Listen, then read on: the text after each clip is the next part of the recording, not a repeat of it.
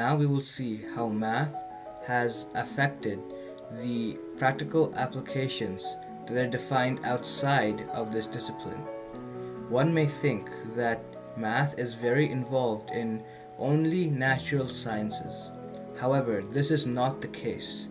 Social sciences has also been very deeply impacted by math in the post-Enlightenment era.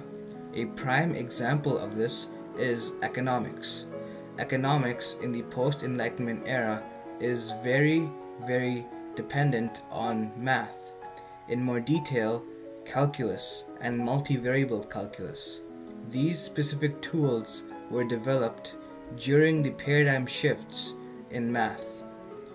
To be considered an economist, you must be very well versed in such tools.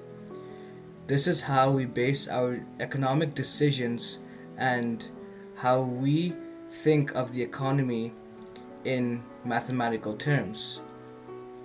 There are, however, flaws to this system that we use in everyday life. Since we base our decisions completely on theory and math in the economics field, we do not depend on our intuition or emotion, which may happen since in economics there are anomalies in the market.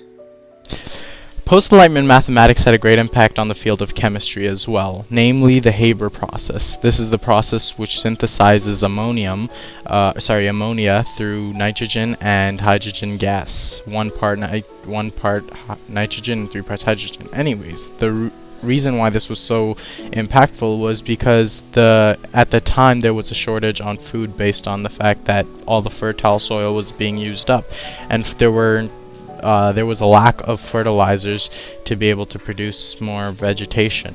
And so a man named Fritz Haber came along and he created this process that allowed for ammonia to be produced in a profitable manner.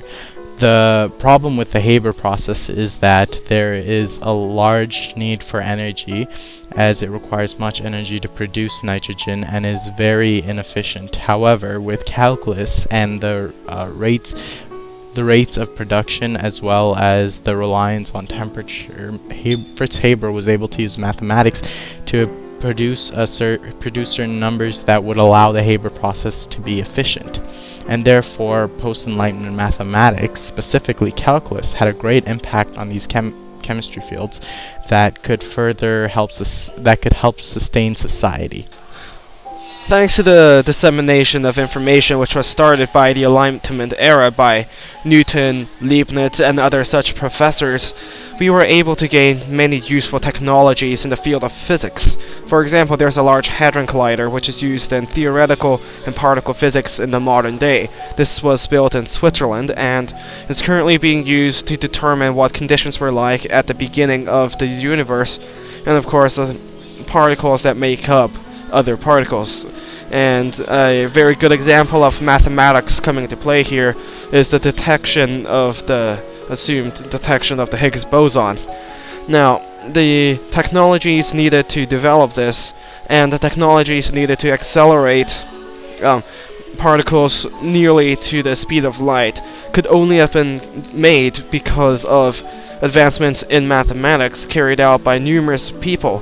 Now, this would have been impossible before the Enlightenment, and because, simply put, a large amount of research and effort was needed to make these technologies.